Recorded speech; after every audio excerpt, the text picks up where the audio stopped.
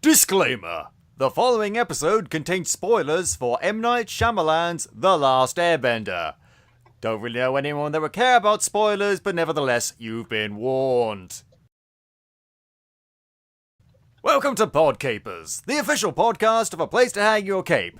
And this week, we're talking about a movie that literally everyone has talked about before, so there's nothing really left to say, but we hate it, so we're gonna rant about it! Screw you, M.Night! Cue the music!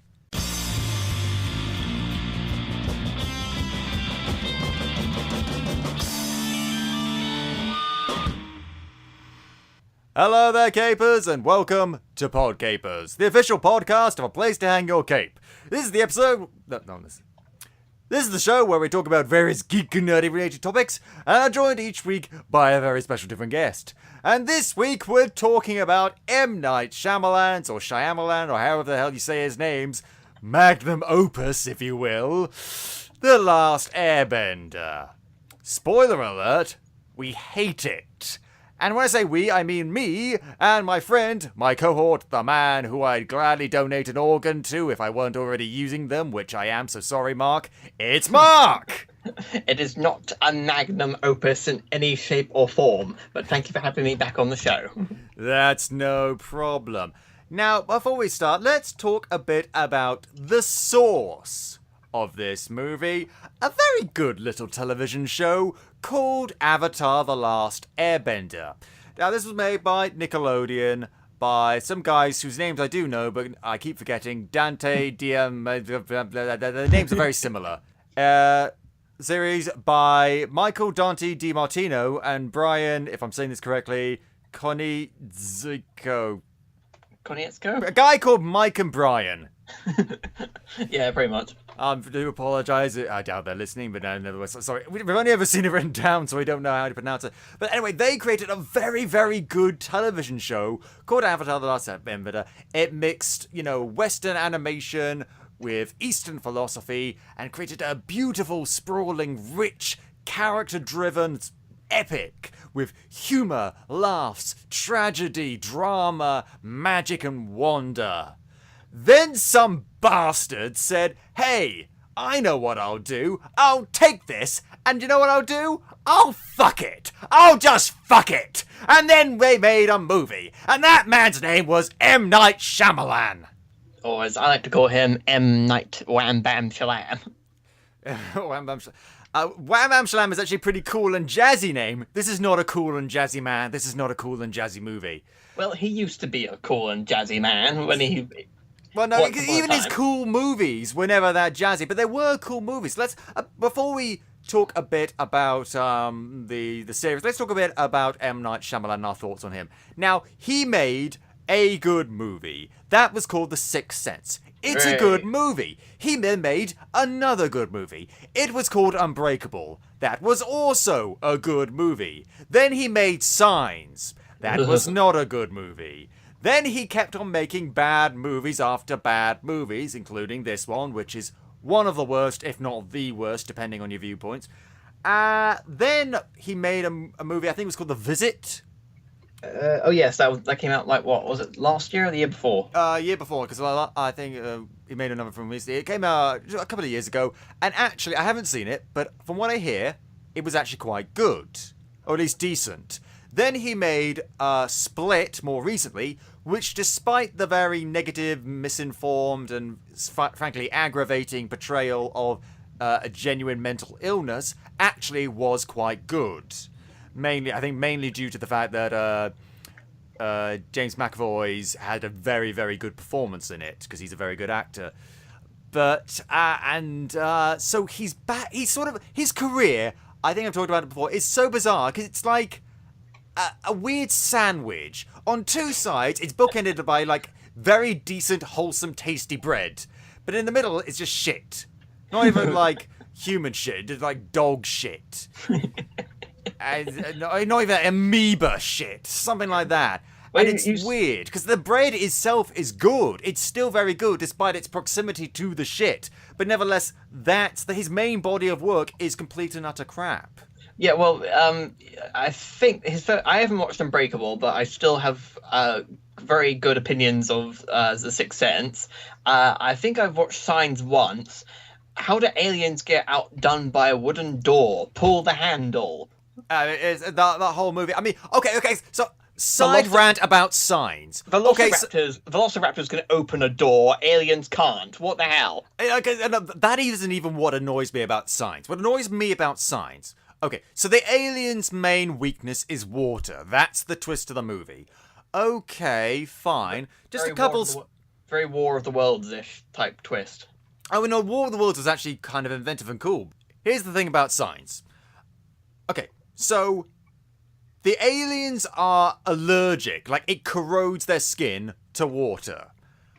And they decide to invade a planet, 2/3 of which is covered by water, where it rains water, where the native indigenous species all drink water, are composed mainly of water, and can spit water. This is the equivalent of us trying to invade a planet or colonize a planet where 2/3 of it are covered in sulfuric acid, where it rains acid, where the indigenous population drinks acid, and when they spit acid, where they bathe in acid. Xenomorph world. But yeah, pretty much. No one. I mean, it's not like they're smart enough to create spaceships that can cloak themselves and appear on Earth out of fucking nowhere where no one realizes it because there are people out there whose job it is to watch the skies and they didn't see them coming. And yet they're not smart enough to realize, oh shit, this stuff is covered in toxic material. Maybe let's just leave it. Because even if they get on the land, like, there's still rivers of harmful stuff for them. And it can still rain. The only place they could survive is the fucking deserts. And even then, what are they going to do in the desert? There's no one there. What are they going to do? Well, let's set up our new home here amongst all this sand where we can't eat anything. I mean, geez. A lot of most vegetation on the planet requires water to survive. It has bits of water in it, I think. I don't know. I'm not a botanist. But still, this place, it's completely... I mean, if you want to give the aliens a surprise and a mundane weakness, Shyamalan, fine. But not fucking water! And on the other hand, you have, like, Lady in the Water, which... Oh, God. Too much water! Again! Yeah, Shyamalan cast himself as a misunderstood creative genius, and he fed a film critic to a monster because he criticized his work. The ego in that movie actually kind of pisses me off. Actually, Yeah. Genuine. I mean, if you don't... Right, here's the thing, Shyamalan. Okay, so the whole point of that movie is that... The whole message of that movie is that Shyamalan is a misunderstood martyr genius and everything like that. I mean, it'd be on the nose even if he didn't cast himself in that role, but still... critics and movie critics are sad, useless, and misdirection, and they're horrible people. Shyamalan, here's an idea. Maybe, instead of dismissing critics who have, not been very kind to a lot of your work, maybe, here's an idea, you should listen to them. And then you'd have stopped making bad movies. Because he's guided you back to making good movies again, but it took you a long time to get to that point. We had to endure years of fucking The Village and Lady in the Water and this fucking movie to get to that point. And this is why I hate auteurs. I know sometimes auteurs make good movies. Alfred Hitchcock, great, he's done great stuff and things like that, and there are plenty of other examples, but... most of the time, you get people like Shyamalan, whose ego is so big, they won't listen, and because they're in charge of everything, like he was with The Last Airbender, he directed it, he produced it, he wrote it, he was in charge of the whole thing, and then you get shit. And I will admit to a certain amount of responsibility for that. Not me personally, but the media in general. Because here's the thing, I think we can count ourselves as part of the media, Mark, don't you think? Yes, we can. Yeah, because here's the thing. When after The Sixth Sense came out, people said it was one of the best movies ever made. And I wouldn't go that far, but I'd say it's definitely a very, very excellent movie. Yeah. Well, after Unbreakable came out, people said, oh my god, this guy, M.Night Shyamalan, actually, you know what? Once was good, and now this next time, he's clearly proven that he can make multiple good movies. clearly this guy is a real up-and-comer. Then Signs came out, and whilst I think it's shit, and a lot of people think it's shit, some people thought it was quite good. Maybe from a direction point, I don't know. But a lot of people praised it, and a lot of people kept saying that this guy is a genius. This guy's the next Spielberg. And do you know what I think? I think it went to his head. I think he started believing that he was a genius. But here's the thing that I don't think Shyamalan got, at least at the time, about being a genius. Geniuses have to work hard. Leonardo da Vinci was a he is the emblematic of the term Renaissance man, but he had to work very hard. Scientists have to work hard. Creative people have to work hard. Steven Spielberg is a genius. I think he's one of the best filmmakers that has ever lived and is currently living, but he works hard on every movie he makes. That's why they're so good. It's not enough to be smart and talented. You have to actually put the work in. If you don't, you end up with the fucking last Airbender. Because then you're just assuming, oh, well, everyone says I'm a genius, so I must be, so everything I do will be good. No, it doesn't work like that. Okay? Being talented and being smart will get you further in life, but if you don't actually put the effort in, you will just end up being a disappointment. And that's what this movie fucking is. One big, massive ego trip of a disappointment. Shall we start talking about something better like the actual cartoon? Yes. Thank you. Please, anything. Yeah, oh god. Okay, so we'll go back to Shyamalan and the Merchant movie. Let's talk about the brilliant Last Airbender franchise, and we'll talk a bit about Legend of Korra at some point if we get a chance.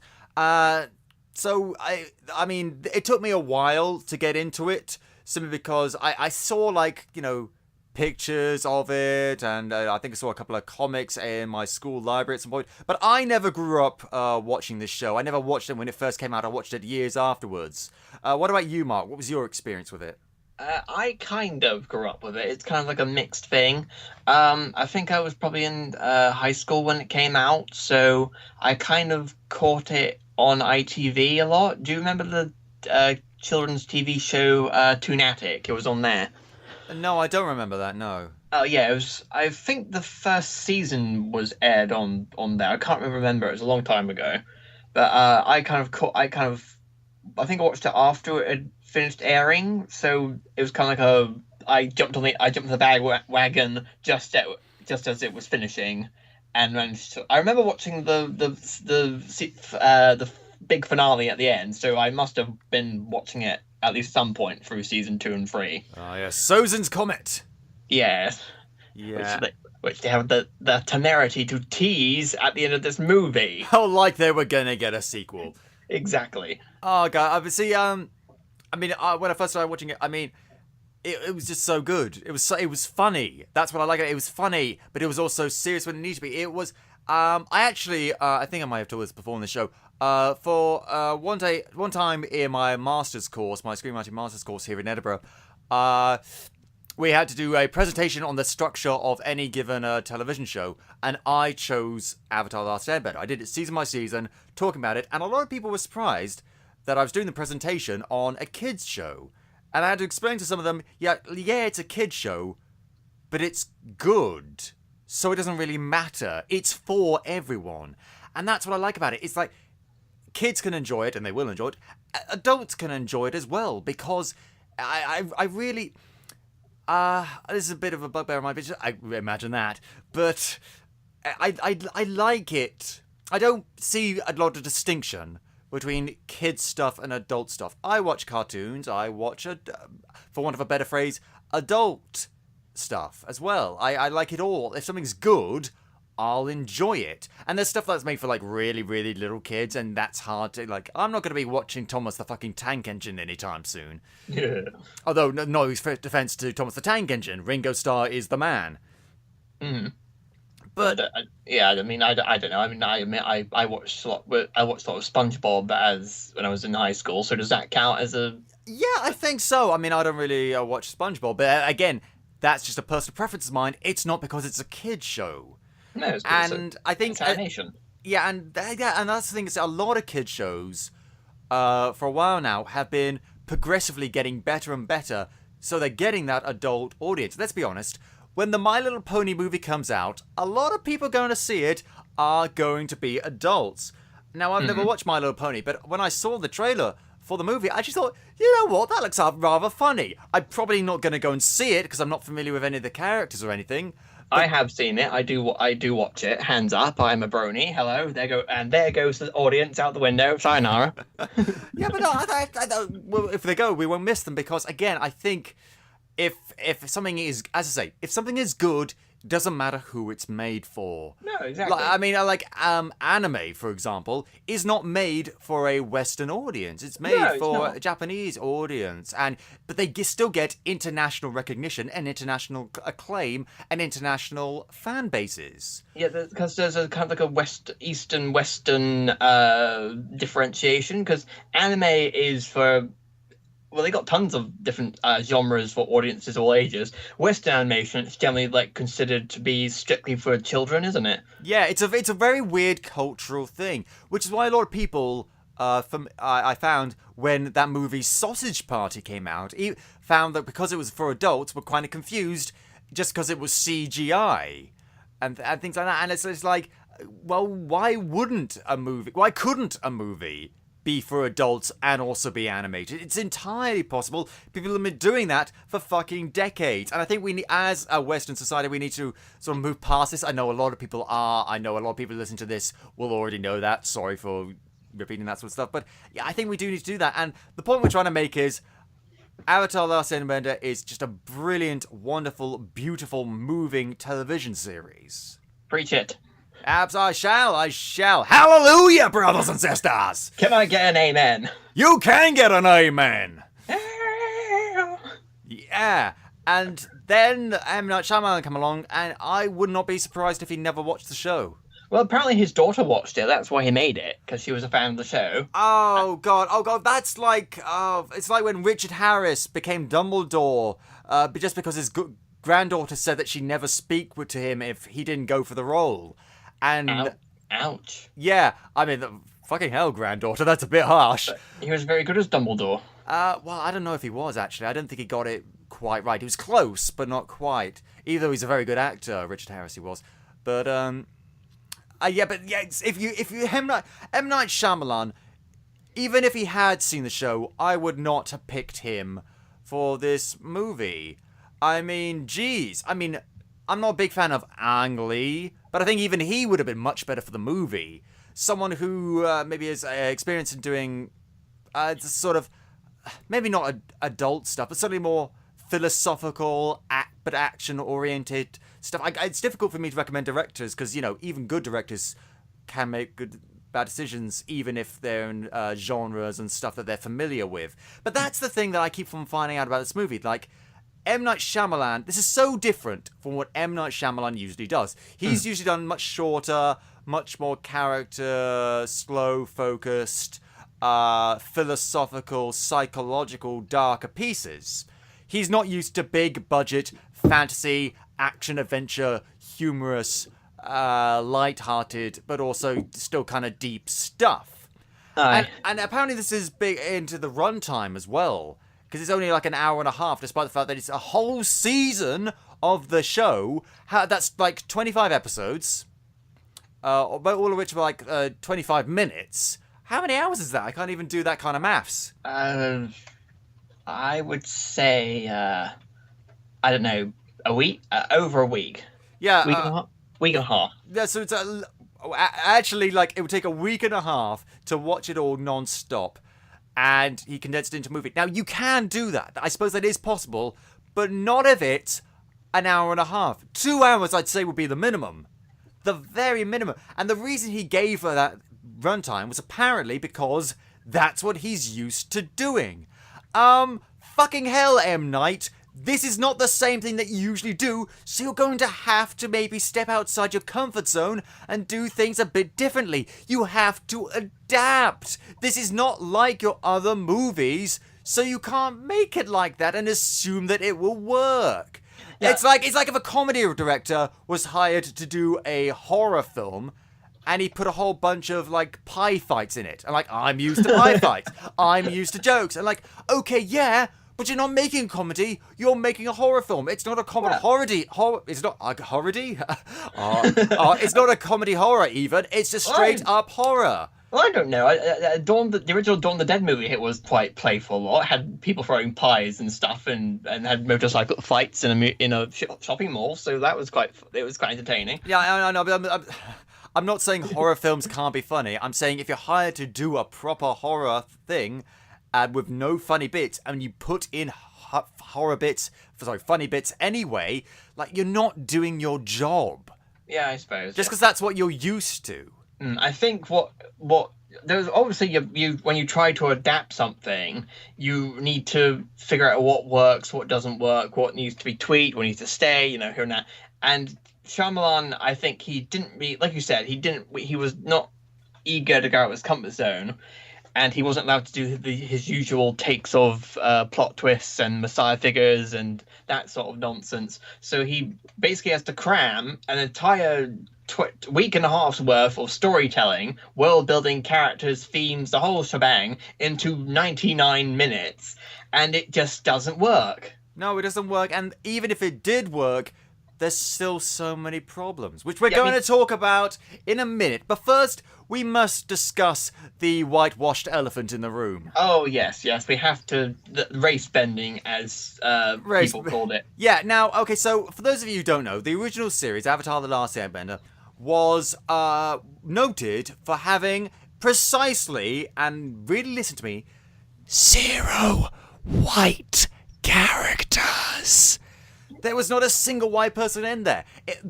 Basically, the whole world is divided into 4 different types of people with 4 different types of nations. There's the Earth Kingdom, which is predominantly influenced by Chinese and Chinese people. There's the Fire Nation, which is influenced by Japan and Japanese people. There's the Air Nomads, which I believe are Tibetan in origin. Yes. And there's the Water Tribes, which are of an Inuit design. Mm.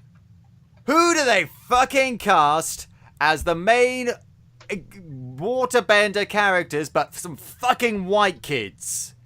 Exactly. It's Noah Ringer, Nicola Peltz, and what's his name? Jackson Rathbone. Yeah. Oh god. So we've got the kid from that Cowboy vs. Aliens movie, the chick from Transformers 4, and the guy from Twilight. What a lineup! Oh wow, that's I didn't even know Noah Ringer was in Cowboys and Aliens. I didn't even know Nicola Peltz was, because I haven't seen any Transformers movies past number 2. Oh, you lucky soul. Oh yeah, I was done. Jackson Rathbone I know from fucking Twilight, and he was fucking weird. And the worst part is they put him always next to that Alice vampire lady who is played by an actress that can actually act. I think her name's Alice Green. I don't know. They karate chopped his head off in the last movie. That was quite funny. Oh yeah, that was very funny. But and even if he could act, like, he's not fucking Inuit. And it's not like they try to put out a casting call for these sorts of people and they just couldn't find anyone. Even though if that happened, I would be highly suspicious. No, they put out a casting call for white people, for Caucasian people. Yeah, actually, I've got the casting sheets on my computer. I'm looking at them right now. Really? Yeah, although it doesn't actually say that they're looking for white people. It just describes the character's personality. None of which is actually in the actual film. Okay, so on Wikipedia it says, after a casting call specifically looking for Caucasians and other ethnicities. Well, maybe this version is older. I don't know. Perhaps. Well, again, maybe it's Wikipedia, so we can't exactly. Well, we can trust it, but we don't necessarily. We shouldn't necessarily. But yeah, and it's made all the worse because they are surrounded by other members of the Water Tribe who are, I don't know, but they're all Asian. They're all Asian apart from their grandma. Yeah, pretty much. Yeah, and the only ones they really get right are the Earth Kingdom. They seem to be mostly played by Chinese actors, and that was nice.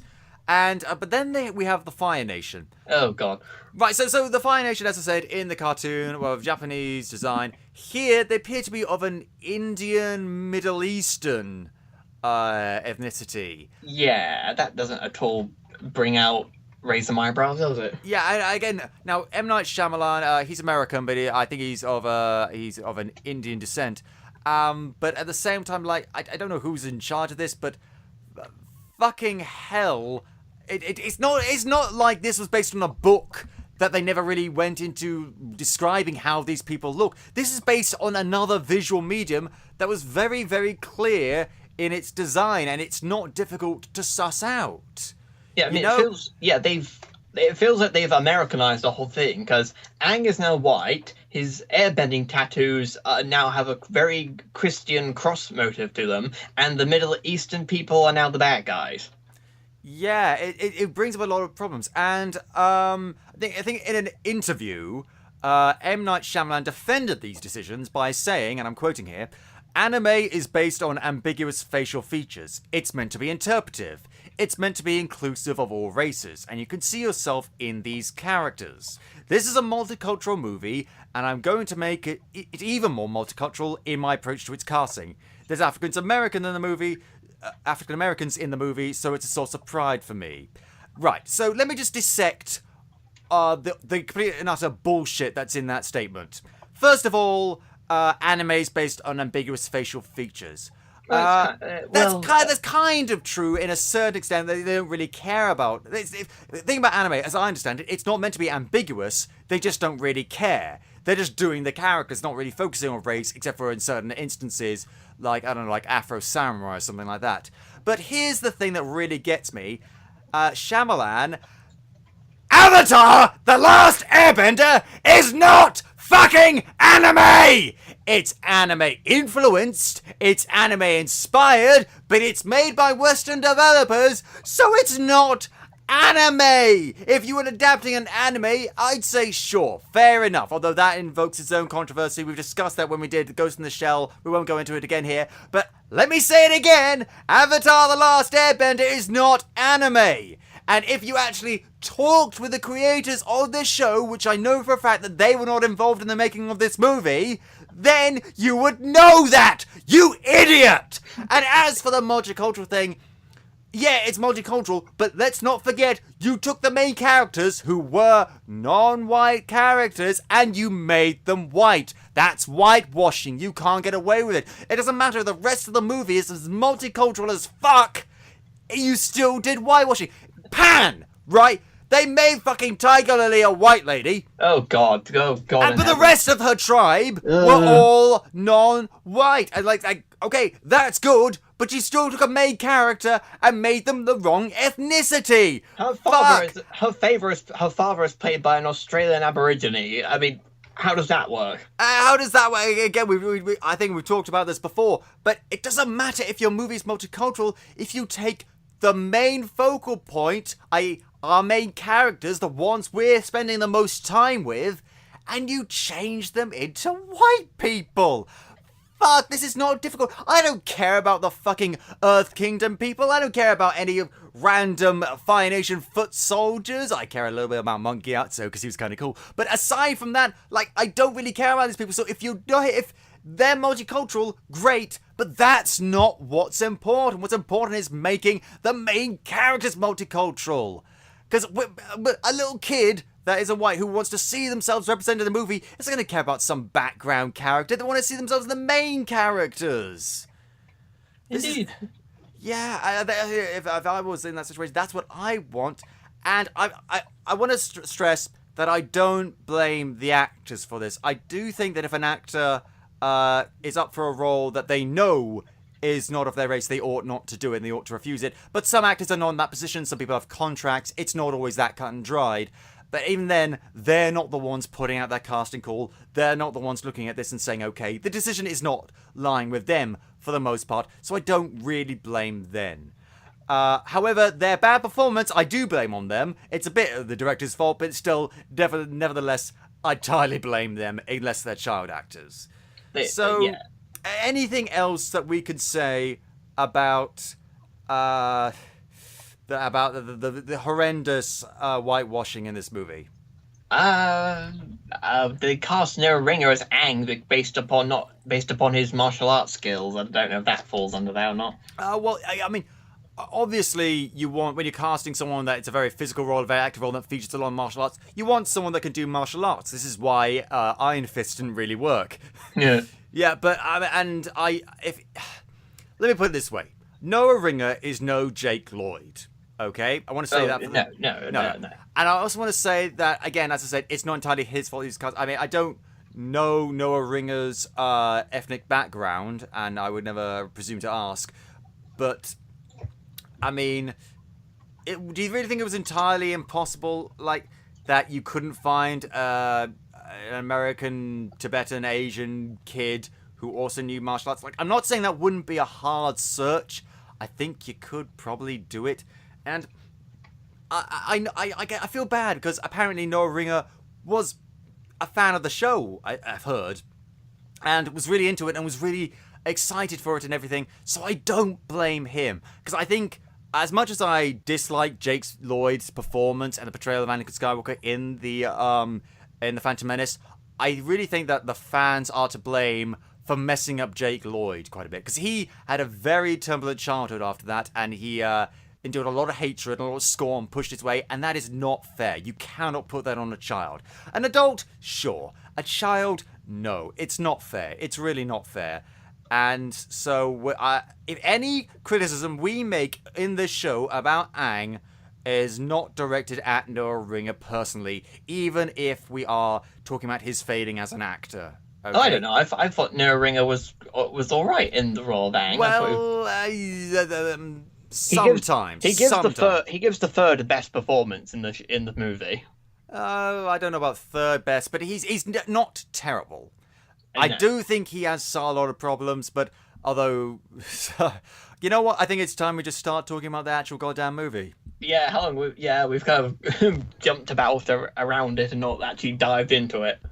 I'm putting it off. I'm putting it off because I'm fucking apprehensive of this. So let's start with the actual. We're gonna sort of go through the plot bit by bit, but we're not gonna go too deep into it. We're just gonna use it as basic framework to discuss what goes on. We're going to annihilate it. Basically, yeah. Oh god. So it starts off actually pretty cool. They changed the Paramount logo to be like, water and ice and fire and stuff coming out instead of the stars. That's pretty cool. And then they've got these people done in front of like a red frame with all the lettering around them, doing the various avatar, earthbending, waterbending things, like it was in the show in the beginning of each episode of the show, and that was kind of cool. And then they do the two worst things they could possibly do: scrolling narration and narration over the narration. Yeah, it's like, we can read. We can fucking read. Either do a narration or do a scroll. Imagine if at the beginning of Star Wars, someone was like, Episode 4, A New Hope. It's a dark time for the galaxy. Blah, blah, blah, blah. Darth Vader, Princess Leia, da, da, da. It's like, we can read letters in space. I mean, okay, sure, fine. If there's like a blind person going and need audio description, then sure, fine. But you don't need to ram it down our throats. Then just do the narration. Just do the narration and show. And that's the thing. In the show, when they start, we will be making a lot of comparisons in the show. I know it's an adaptation, and you can't, or it's not always fair to compare. But fuck it, we're going to, because it's our show and we can do what the hell we want. But in the show, when Katara is doing that narration, although it's much briefer in the show, they have it overlaid, like, and then everything changed when the Fire Nation attacked. And then we see Fire Nation soldiers attacking the screen. We see that in the movie. It's like the Fire Nation are trying to take over the world. Bored voiceover. And then we just see letters of what she's saying. We don't actually see it. Yeah, there's nothing there. I mean, they could have done what they did at the start of Lord of the Rings. They could have, like, 10 minutes worth of prologue. Okay, we know the setup, we know what's going on, we know where we are. Let's get on with it. Yeah, we wouldn't even need 10 minutes. We barely need 5. We could do that. And that, I think, brings us to the biggest failing of the movie. I'm sure everyone that's seen it will agree. Show, don't tell. There is some show in this when it comes to exposition, but 97% of it is just telling. Just people explaining things right to the audience's fucking bored face. There's a couple of flashbacks here and there, and they're pretty well done. but they're so minimal, and there's so much more they could have done, and it's all just people explaining, expositing, and explaining. This movie should have been called The Last Explainer, not The Last Airbender. The last exposition. His last exposition, yeah, and it's the cardinal rule of film writing, Shyamalan. We learned this week one when we both went to the same university, we both did the same screenwriter course, same year. We learned this at the exact same time. Show, don't tell. Yeah, I mean, he's done this. He's a master of this in The Sixth Sense with the fantastic plot twist. Yeah, but not in this movie. He didn't. Fucking hell! It's. I mean, the reason why I bring this up is because it's basic. It's so basic. Film is a visual medium. We don't want to watch people standing around talking about stuff that's happened. We want to see the stuff that's happened. Indeed. I mean, in the opening, Katara is basically, her entire role in this movie is to exposit and narrate and tell people stuff, isn't it? Yeah, but it's missing the emotional impact, because like people have brought this up before. It's like they're like a third of the way through the movie before she bothers to ask him, like a quarter of the way through the movie before she bothers to ask him his name. Oh, and the worst part is, before that, they have a bit of narration where Katara actually says Aang's name. Yeah, so we already know his name, and we could live with that. I could live with that. I could, if they fucking pronounced it properly. Ugh, God. They call him Aang Instead of Aang. Now, I can understand why they'd think it was pronounced Aang, because it's two A's and G. I could see that. I might make that mistake myself if I hadn't heard it being said properly, i.e. Aang, in fucking hundreds of episodes of the show. For God's sake, it's in every single intro of the show. And literally the first few seconds, we hear his name in every single show. Only someone that has never seen the show could not know how to pronounce it. So clearly, everyone who worked on this movie didn't know how to pronounce it. Yeah, well, Sokka's name is pronounced Sokka, and Uncle Iroh is pronounced Iroh. It's not even that. Even Avatar. The person playing, I'll never bother to remember her name. Fake Katara, White Katara. I'm calling her White Katara. White Katara mispronounces Avatar. She calls him the Avatar. Now, I've looked up on that, and apparently James Cameron was involved. As he usually is when something goes wrong. What did he do? Apparently, I can't find proper sources, but apparently he didn't like Paramount upstaging him the whole Avatar thing, and he threatened to sue them. Well, no, fuck off, James Cameron, fuck off. So that maybe the mispronouncing Avatar was done deliberately. That's even worse! But it was Avatar. The show was released like 5 years before Pocahontas in Space even came out. Exactly, yes. I call it Dances with Wolves in Space, but I take your point. And but here's the thing. They kept the Avatar part out of the title of the movie. It's just called The Last Airbender. James Cameron. Yeah, well, I'm fine with that, honestly. As far as changes go, I can deal with that, because, I don't know. I mean, here's the thing. They didn't call it Avatar: The Legend of Korra, though they really ought to have done. But, the Avatar was sort of like the banner for the whole franchise, so if they didn't include that, that's okay. I can deal with it. But if you can't even allow to say the word as it's properly said by anyone who can speak English, then that you can't threaten to sue someone over that, Cameron. No, it's a word. You can't sue someone for saying a word. No. Then again, if you watch Gordon Ramsay's Kitchen Nightmares, that would say otherwise. Indeed. Someone tried to sue Baltimore for some sort of for saying hun as in honey. It's very weird.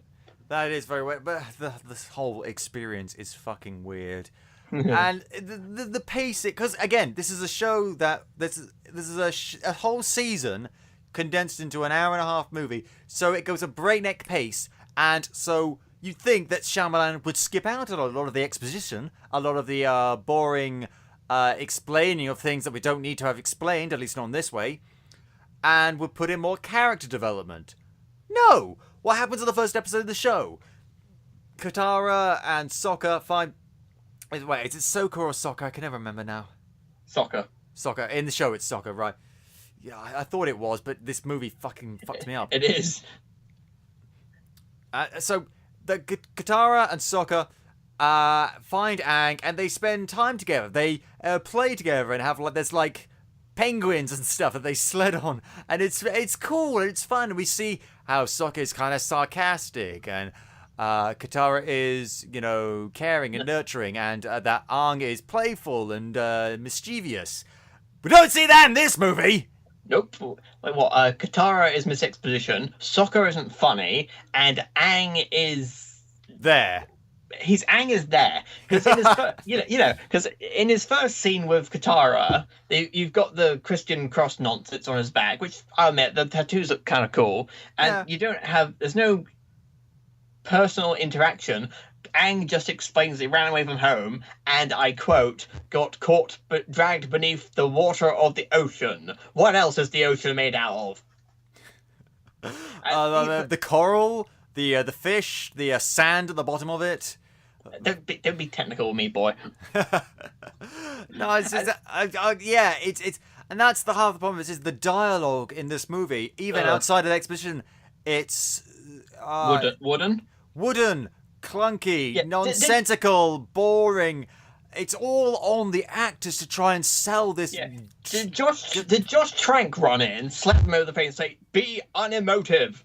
Yeah, it's ridiculous. It's absolutely ridiculous because the original show, the dialogue was one of the best parts of it. It was cool, it was fun, it had a rhythm, it was engaging, and it was funny, and it was stood out. Here, it's like a dry rice cake.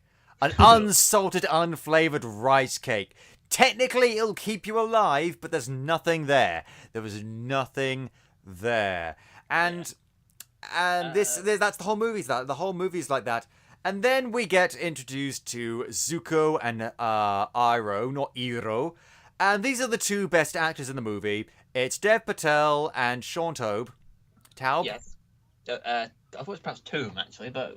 I thought they did quite well. I thought they did justice to Zuko and Uncle Iroh in some extent. Oh no, they didn't do any justice to the characters. The characters are written appallingly, but in terms of acting ability and the performance they gave, it was very good. Now let's bring up the subject of Zuko. Now in the they get his backstory pretty much right.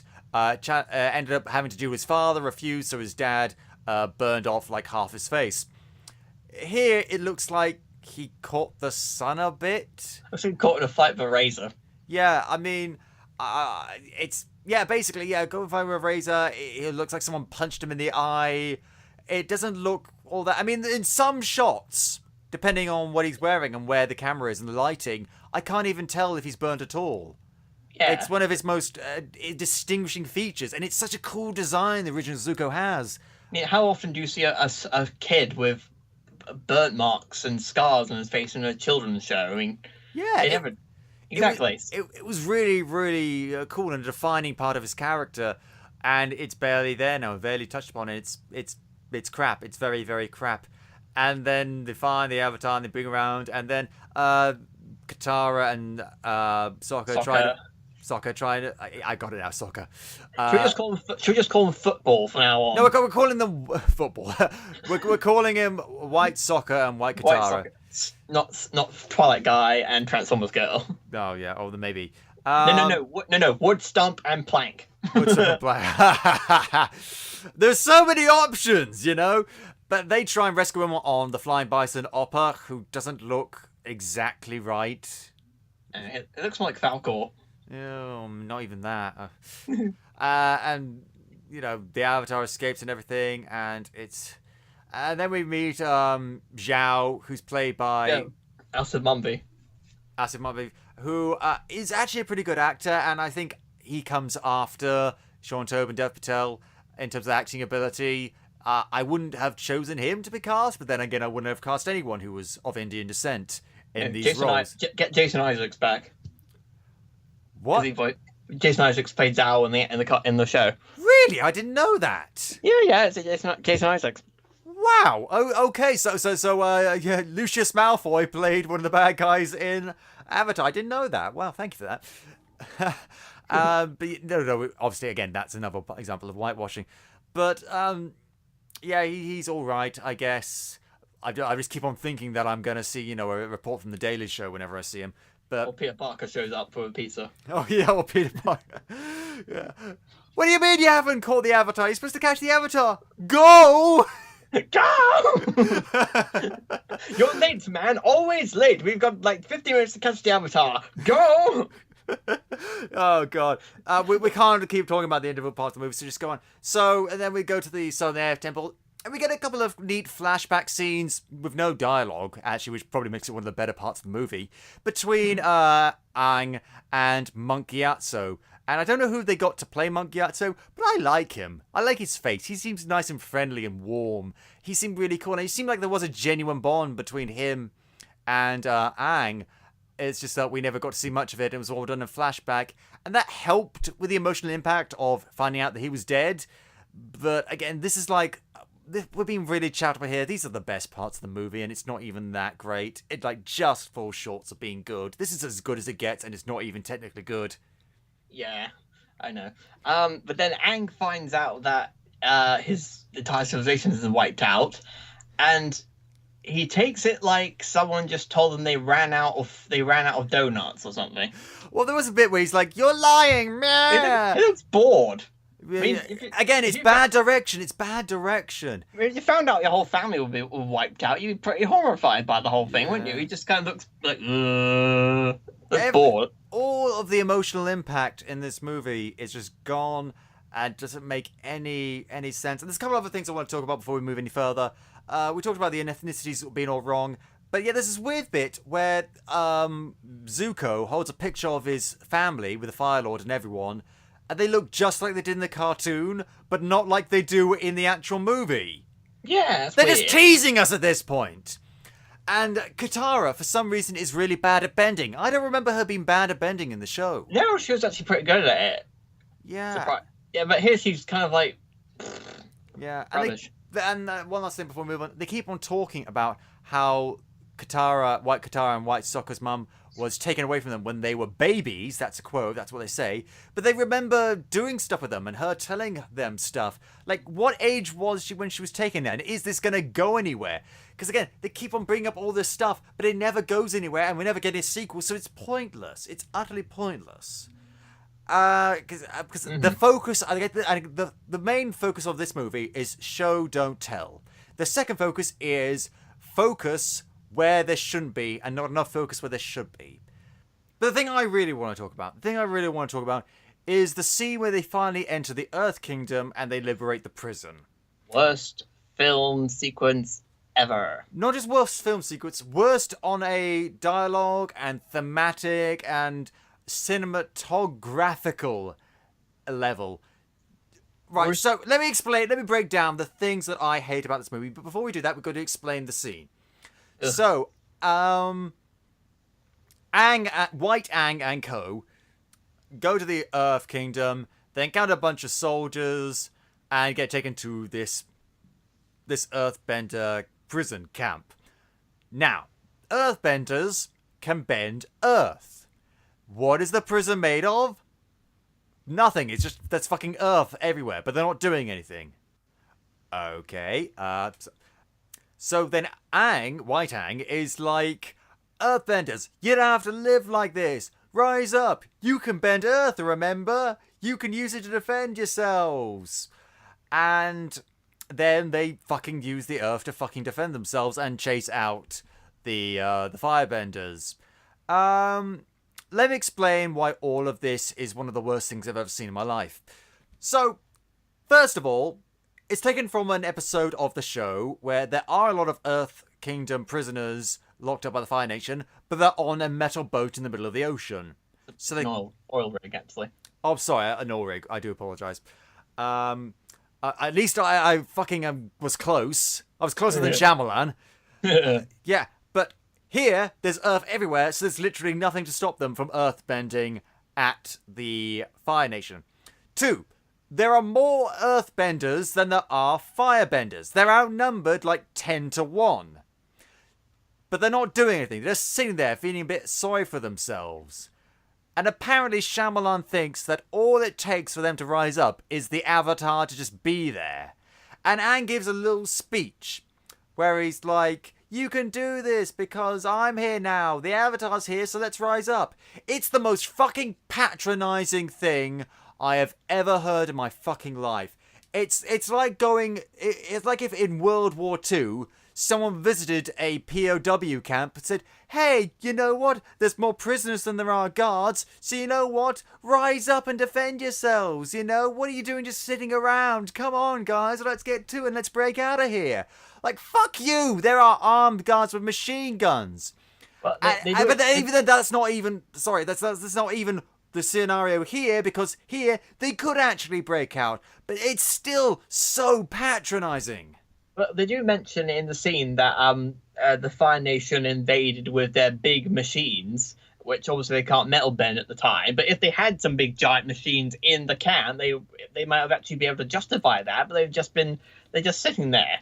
Yeah, and it's literally all it takes is a weak ass little vaguely inspirational speech that really they should have been able to figure out for themselves by a fucking 10-year-old, and then all the Earthbenders are like, actually, you know what? Yeah, we're Earthbenders and we're surrounded by Earth. We could probably get out of this, and then Let's dish out some dirt. Yeah, let's dish out some dirt. But then there's the cinematography. Oh god. Here's the thing. With regards to the fight scenes, the actual fighting themselves, and the wire work and the stunts and all that sort of stuff, it's actually half decent. The movements they use are very cool, and even with the child actors, the flips and the kicks and the stuff they do, it's integrated very well with the CGI bending and stuff. It's actually pretty cool. The problem is the way it is framed. Like, there's all weird zoom shots and slow motion and tracking shots, and this does not make it seem fast and fun and exciting. It makes it seem slow and plodding and boring. In the show, people are doing like all sorts of flips and kicks and whirls and stuff, and the cinematography reflects that. Here, they're doing the same flips and kicks, and it is a testament to the skills of the actors and the stunt performers working this film that they're able to do these kind of movements. It's very good. It's on par with things like big wuxia action films like Crouching Tiger, Hidden Dragon in terms of the actual physical stuff they're doing. But it's shot in such a bland way, like Shyamalan is used to, because he's used to not big actions. He's used to like slow panning shots and big close-ups that hold for fucking ages. And it doesn't work here. It doesn't work here. Yeah, it's because the whole scene is done in one shot. If there's no cutaways, there's no editing. It's just one scene. Everyone is standing around waiting for their time to move or act. And the worst part is the 6 breakdancing Earthbenders. So I kind of like that, but the problem is that it took like 6 of them to lift one rock. But it's not them throwing the rock. Oh yeah, so they were just... Oh, what are they? That one guy's backup dancers. Yeah, they're all doing Gangnam Style, and this other bloke walks on screen and throws the rock at them. So what? Why are they all just doing this random... Why are they all doing the Urkel dance? Hoppa Gangnam Style! Watcha! It's ridiculous. And they're just like... And then the whole village is free, and no Fire Nations ever come back again, and everything's fine. And they give him with like a scroll of waterbending that they just happen to have lying around. Why would fucking Earthbenders have a fucking water scroll? Apparently it's because I can't remember because I tried to block out most of this movie, that one of the previous Avatar incarnations left it behind. And here's another thing I don't like. They really don't explain the reincarnation, or they don't introduce it properly. So a big part of the show, and the law of the show, is that the Avatar reincarnates. Same consciousness. When an Avatar dies, that soul, that consciousness, gets reborn in a new body with new memories and a new personality. So when one Avatar closes their eyes for the last time, they open it again for the first time in a new body. So when in the cartoon, when Aang dies, technically he's reborn as Korra. Same person, just different. As I say, different bodies and different minds in a way, certain way. But they don't explain that in the show. They literally just like, oh, look at this statue of, the Avatar Kyoshi or whatever her name is. Thanks for introducing the Warriors of Kyoshi in that way. Later on, the Zhao shouts roundly that don't kill him, he'll just reincarnate. Yeah, and it shows that they were aware of the whole reincarnation thing, but they never bothered to properly introduce this to the audience. It's just like, hey, by the way, there's this thing called reincarnation. You've been born hundreds of times before, and you'll be born hundreds of times again. But they just sort of assume that we know this. It's very. How are we supposed to know this? If this is a new thing. We know this because we watched the show, but there's so many other people that won't have seen the show. I think they, as much expositing, is that the right word?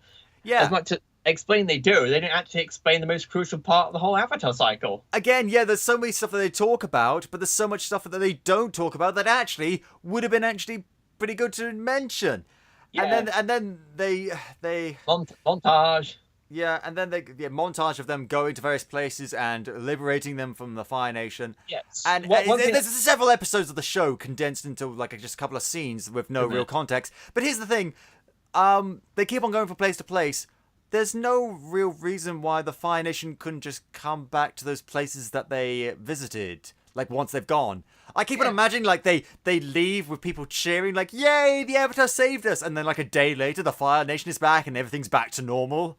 Yeah, if they brought in big tanks or stuff, and that, Aang, if they had revisited that later on, like Aang realized that it's not working, there'd been some form of thematic stuff in there, but no, we've got to move the plot along.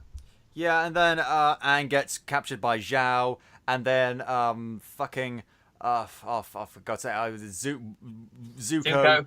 Yeah, this is really stupid. Zuko turns up as the blue spirit, which he did in the show. But here's the thing. How did he know where Aang was? How did he know that Zhao had him? How did he know how... He just turns up. He just fucking turns up to rescue him. He probably read the script. Yeah. And then... that's another thing. The pacing in this movie. It's either slow, explain. Or it's fast, moving forward, don't explain, blah, blah, blah, blah, blah. I'm getting movie whiplash. Yeah, because he's like, they start the so-called rebellion. Aang gets all angsty. Sorry for the pun. He goes to angsty. Yeah, he goes to someone. Which temple is it? He goes to another temple, meets the old bloke who's played by the key maker from The Matrix. Interestingly, I think I know his name is Randall Kim. Yeah, that's right. Actually, Randall Kim, very good actor. Is also I think, and I was getting this very wrong, he's the voice of the big tortoise guy in Kung Fu Panda. Yeah, that's right. He's what's Master Oogway. Master Oogway. Yeah, that's right. Yeah, so very good actor, and actually I really liked his performance in this. He seemed pretty cool because again, good actors can even act well despite horrible directors. I think Randall Kim just did whatever he wanted in this movie, and it just turned out well. And he's not there for very long, but still. No. And then he gets caught. Zuko shows up. They bust out, and then somehow, I guess Legolas must have been there. He shoots an arrow all the way across the entire temple and knocks out Zuko cold. How did he even see him? Yeah, Aang made a fog bank. Aang brought up a big cloud cover so he could escape. It's ridiculous, and that's not.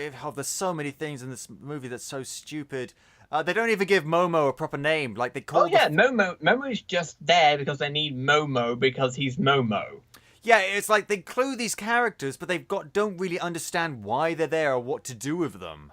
Exactly. And like the biggest example is, I think, is the Fire Lord. In the show, you don't see the Fire Lord until like the third season, where he's played by Mark Hamill, and he's big, he's tall, he's imposing, he's terrifying. He's absolutely terrifying. Here, we see him right away. He's played by Cliff Curtis. Cliff Curtis, perfectly decent actor. I think he's on Fear the Walking Dead. I don't know. I don't watch it. And he's just there. And he's not impressive. He's not scary. He's just there. And it's like, this is the Emperor, guys. It's like the Emperor in Star Wars. Imagine if they just had the Emperor from Star Wars just like doddering around the place during A New Hope, just like, hello. That'd be quite fun. I say, like, Darth Vader, have you found the Luke Skywalker Vator yet? No, my lord. Well, get on that, would you please? Have you found the Luke? The what, my lord? The Lucasade. I've misplaced it. What would it be to look for Luke Skywalker? No, the Lucasade. Don't you listen, you idiot. Must be that helmet. Must be blocking out your senses. I knew we should have given you ear holes. I don't know. We're getting off topic. Oh god, and we also get a couple of visions that Aang has. Now I thought these were actually going to be kind of cool because they're like weird. It's like he's in a weird misty forest with these lanterns around, and I thought, oh, this is him contacting the past avatars. But no, it's a dragon. Yeah, voiced by John. What? Yeah, it's a dragon voiced by John Noble. Really? Oh, okay. Yeah. Wow. I didn't recognize the voice. But I kept on thinking like, oh, this is where he's gonna meet Avatar Roku. No, it's just some random dragon spirit. Yeah, because Roku rides a dragon in the TV show. Yeah, because he was from the Fire Nation, but I mean, he couldn't just. I think getting a guy to play Avatar Roku would have been less expensive than a CGI dragon. Yeah, because I think that you're adding more costs to this unnecessarily. Yeah, because the dragons are basically a personification of Master Roku, Ko the Face Stealer, I can't remember the guru's name, King Boomy. He's like all the supporting characters all thrown together into one form. Oh, I miss Boomy. We all miss Boomy. Lettuce leaf? No. No. So, yeah, that's just stupid. And the dragon keeps saying stuff like, the Avatar doesn't use his powers to hurt other people. Bullshit, he does that all the time. That's fine, that's never been an issue. Like, he's meant to be, providing balance and spiritual harmony, but if it comes to fisticuffs, like, that's fine. That's never a big deal. Mm. And, you know, and that's not to say that certain aspects of that can't be, brought up. Like, in the third season, one of the big, plots of the third season was, like, that Aang didn't want to kill the Fire Lord, even though he was the big baddie, but he was worried that he wouldn't have any other choice, and it was a big worry for him. And that makes a lot of sense. Here it's just like, yeah, don't fight. Even though we've been fighting this whole movie. It's like the fucking Pokemon movie all over again. Oh, God. Yeah. Oh, dear. Yeah. And then they go to Northern Water Tribe. Oh, yeah. Who, again, all white, except for, like, a couple of people. And they meet the princess with the penis hair. Princess Yue, who's actually played by the girl who'd go to play Asami. Really? Oh. I did not know that. Yeah, I'm probably going to pronounce the name wrong. Seychelle Gabriel, who voices Asami in Korra. Wow. So she moved up in the world. Yeah, so at least someone got out of this with dignity. Yeah, well, I'm so glad she moved on to a much better. Well, her character's not that bad. It's just underwritten. I thought the whole the sequence of them being in the Northern World Kingdom is underwritten. There's so many scenes of them doing like their water tai chi stuff, but then there's when it comes to important character bonding moments, like with Sokka and White Sokka and Princess Penis Hair. Anyway. No, I'm calling her Princess Penis Hair. I don't care. It's just like all we get is like this narration by Katara, White Katara, saying the Princess Penis Hair and White Sokka were friends immediately. Oh, God. And then they jump away, and then the first scene to go is, I've enjoyed these weeks of you, Sokka. Well, too bad we haven't. Yeah, it's like they don't show the passage of time. They just say, oh, it's been a few days. Oh, it's been a few weeks. This is several episodes of the show, and they're just glancing over it. God, it's worse than fucking the first season of Downton Abbey. And ouch. Yeah, it's oh god. Yeah, I'm sorry, but the bullshit in this, the way they don't understand the show, it's all facets of the show they don't understand. They don't understand the plot. They don't understand the character. They don't understand the thematic. They don't understand the lore. I mean, fucking hell, the bending they get wrong. The fucking bending. They get the waterbenders right. They get the airbenders right. They get the earthbenders right. But the firebenders, they keep on thinking that they have to have fire nearby in order to bend it. In the show, as far as I can remember, they could make fire with their hands. From their body heat. From their body heat. And then when Iroh does it in the movie, they're all like, oh my god, he's making fire from his hands, he's so powerful. And like, in the show, they did not have to show that sort of thing with Iroh to show that he was powerful. That motherfucker breathed fire. This guy, like, they had to limit the powers of the firebenders in order to give Iroh the standard firebender powers in order to make him look better. This is so backwards. It's like a rather crippling thing for them, isn't it? Because these are specifically the blokes who wiped out the air nomads, who want to crush the water tribe and the Earth Kingdom, and they can't even bend fire without needing candles and stuff. And then there's a scene where, like, the king or whatever of the leader of the Northern Water Tribe is like, he reminds me of Theoden from Lord of the Rings. He's just... Oh, you too? Yeah! I don't know why. I know it's not the same actor. At least I think it's not the same actor. It's not. It's not, but they look similar because of the hair and the mannerisms and the face and everything. Although I'm pretty sure Theoden never stood on the walls of Rohan and went, ooh! Did his best vacuum cleaner impression. You expect him to break out into a dance number. Ooh! You know you make me want to shout. Come on, baby, shout! Oh, God. Yeah, but like why Waterbender Theoden is like... Master Paku is like, we must douse all the fires in the kingdom to, make sure they can't fight. And I'm like, oh yeah, that means they won't have to stand a chance. But then they leave half the flame, the torches are lit. Yeah, they do that anyway. It's like, well, we have to have a fair fight. Jeez, no! Like, if they can't bend anything, and you're in a place that's made of ice, and you get rid of all of your fires, they don't stand a chance. They have to bring fire in, and your waterbenders, water's already around you. This fight should be over, and I guess that's why they have to get rid of the moon spirit. And then there's this weird thing. Again, they have to... There's these two fish, one of which is the ocean spirit, one is with the moon spirit. Watch the movie, watch the show. I'm not going to explain it. And Zhao wants to kill the moon spirit to get rid of the waterbender's powers. That's not properly explained. Ugh. And Iroh knows about this, and Iroh is kind of a spiritual person and doesn't really like the idea of killing spirits. And he knows about this right from the start, and he doesn't try and stop him. Literally, he's standing right next to Zhao when Zhao stabs the fish and kills it. And he's like, no! I'm listening, like, you knew he was going to do this. Just fucking stop and punch him his lights out. Do something. You're right there. You're right there. Now, why didn't you believe in the heart of the cards? Oh, God, yeah. And then his weird thing is, like, Zhao, he's committed to killing this whole... moon spirit thing, and yet when he's actually got in his hands, he actually starts hesitating and stuff, and it's weird. It's like, I thought you wanted to do this. Why are you acting all kind of nervous all of a sudden? Like, this is going to ensure your victory. And then later on, he's killed in a kind of brutal and not unfair necessarily, but he's basically drowned to death in a big water bubble against 4 other guys while he's pretty much helpless. And this is a kid's movie.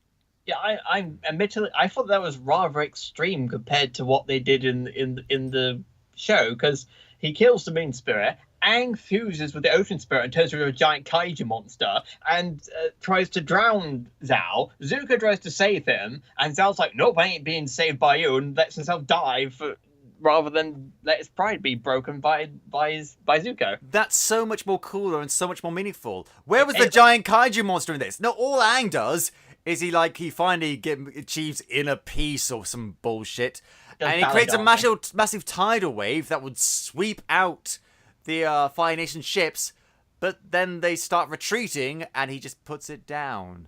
Yeah, exactly. Kind of a letdown, really. And then we get the sequel tease with the Fire Lord. Oh god, the fucking sequel tease. So it's built up really big. So he's standing with an unseen person, and he's like, "We must stop the Avatar from learning earthbending and firebending before Sozin's comet. Will you do this, my daughter?" "Yes, father, I will." Dun dun dun.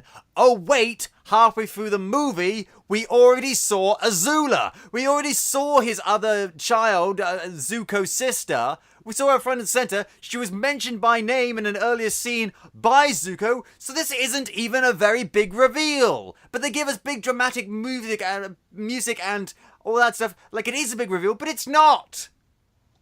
Exactly. It's... This whole movie is stupid and almost nothing works. I'm trying to think of anything else in the plot that fucking irritates me, but there's so many things. Everything in the plot is irritating Everything, because everything. it's probably a blessing, but the deleted scenes actually have Aang acting like Aang. Like being funny and mischievous and Yeah, charming. there's a scene where he goes and talks to a shaman lady who tries to contact the spirit of Monk Gyatso, and she keeps getting it wrong. Aang's like, nope, wrong name, try again. Nope, no. It's kind of funny, and they somehow managed to mess it up. Oh god, oh my god. They don't Oh, understand the characters. They don't oh, understand. Sorry? yeah, and the Kyoshi Wars are supposed to be in this movie as well. I would have liked it because, again, it's Suki. She's a major character.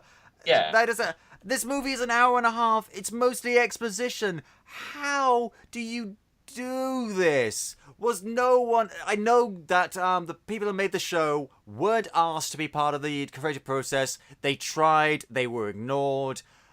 You'd have thought Nickelodeon, the people who own Avatar The Last Airbender, would have stepped in at some point saying, actually, you're not doing a very good job of this.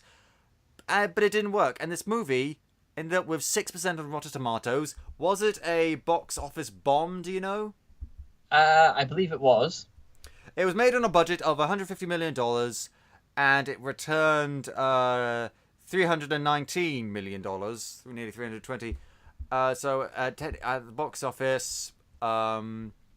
opening day, it ranked a 5th overall, and so it didn't do very well as far as I'm aware. I don't really do box office numbers. I'm not really good at that, but the critical response, that I do get, it was people hated this. 6%, 6% apparently, it's Shyamalan's worst reviewed film to date.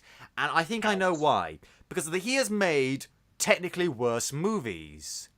I think. I mean, fucking The Happening, dear sweet Lord above.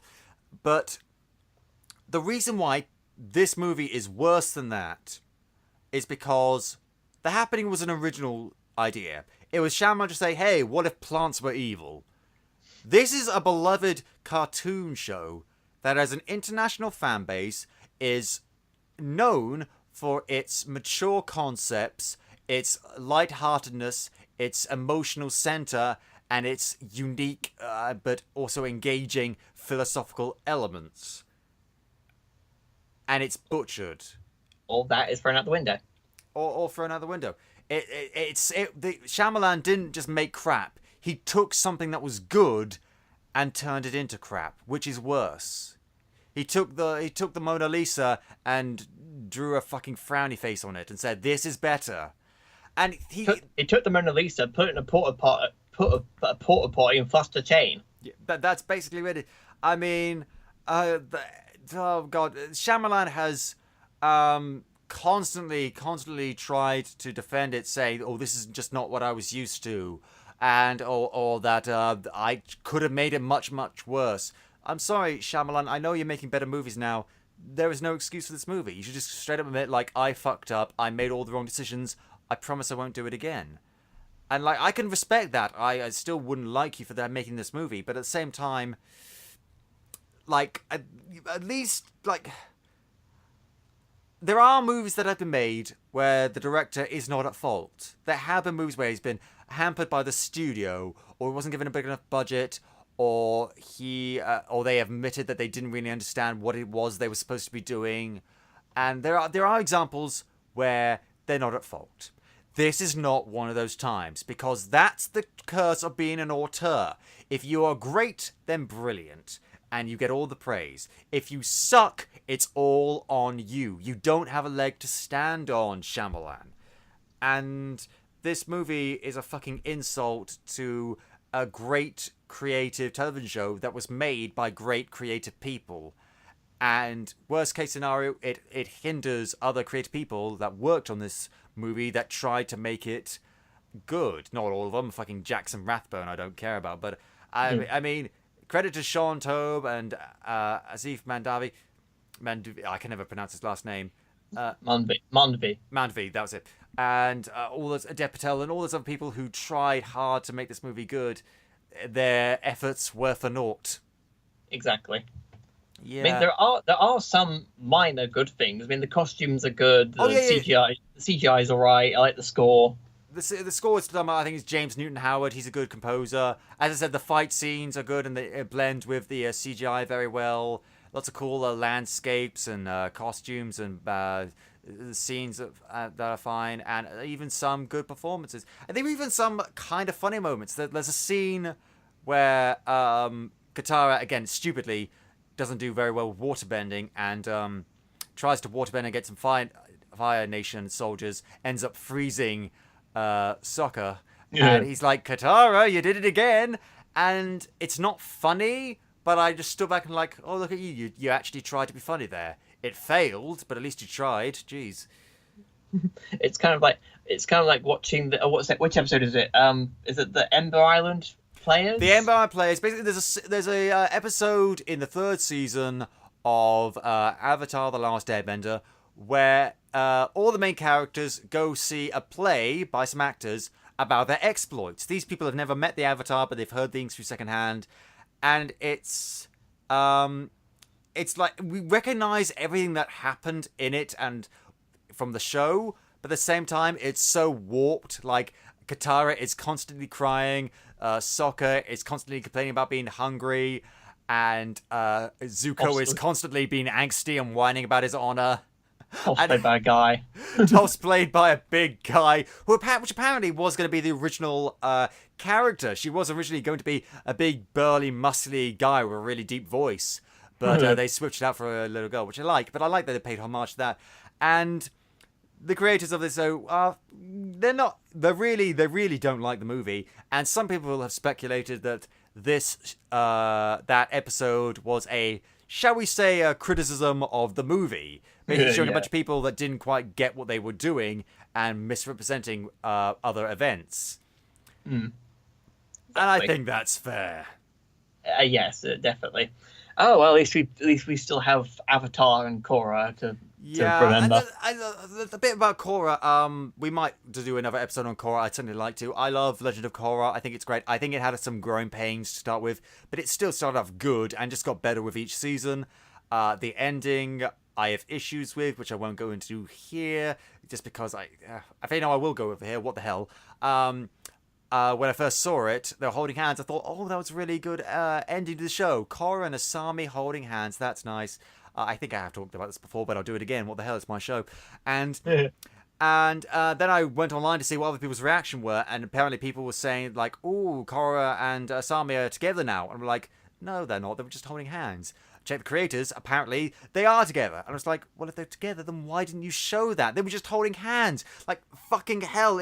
I've talked about this sort of stuff before in like my Power Rangers review and things like that, where I talked about how if you're going to include LGBTQI characters, properly include LGBTQI characters. Don't just have this. Fucking hell. Don't be too subtle about it.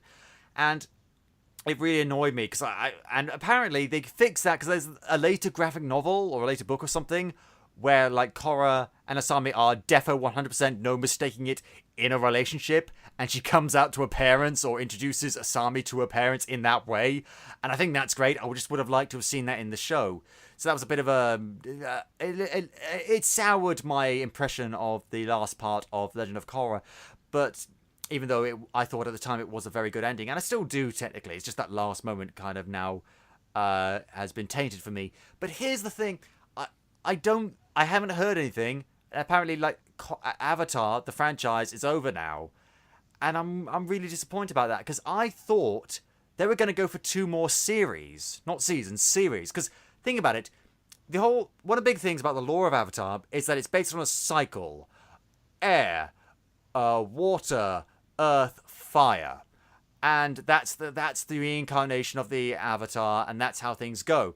Book 1, him learning water and stuff like that. So I thought they were going to do Avatar the next Earthbender or whatever, and then after that Avatar the Firebender or whatever, like 2 more shots of this and then they were done. But apparently we're not going to get that, and I'm really disappointed by that.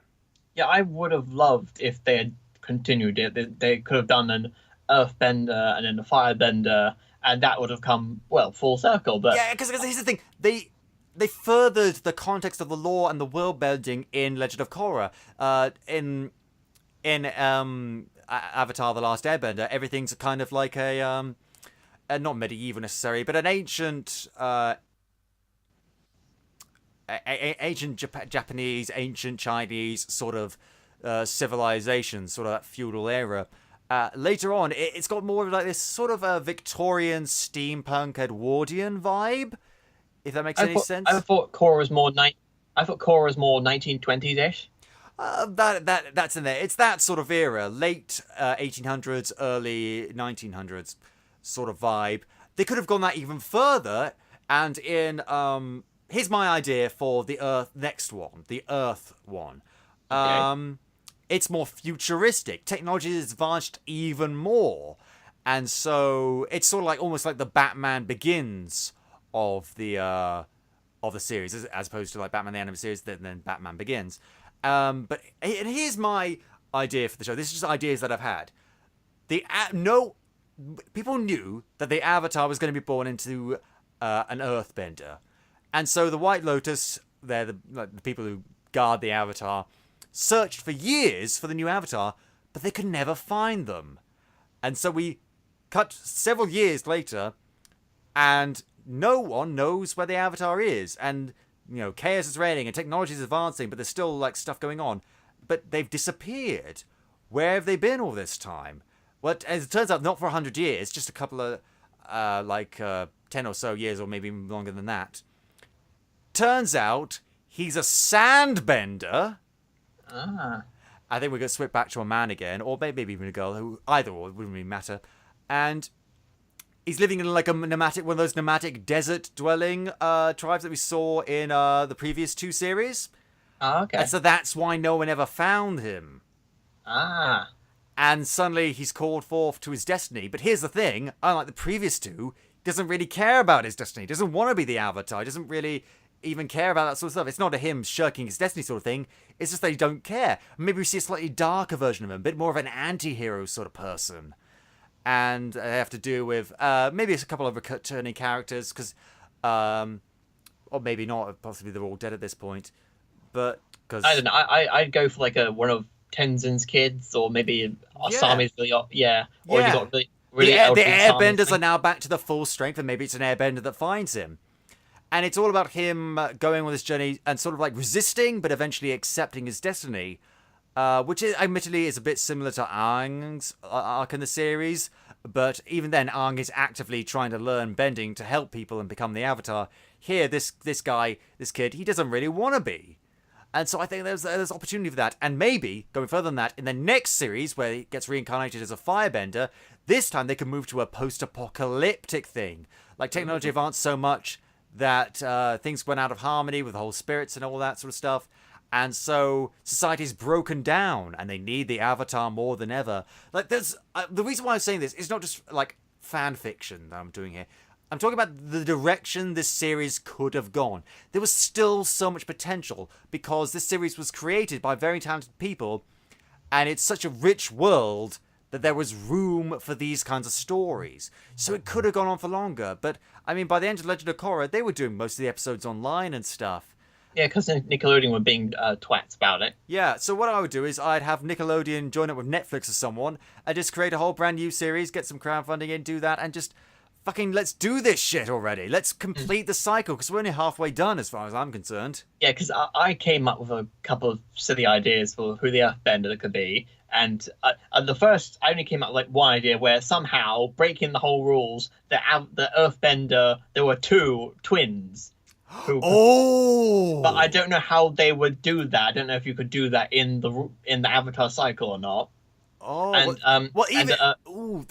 But then finding out how they manage that would be a major plot point. I like that. That's cool. Yeah.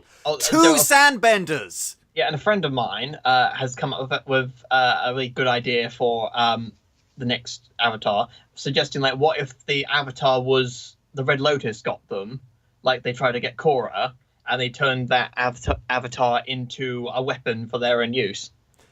Again, that would be a very interesting plot point.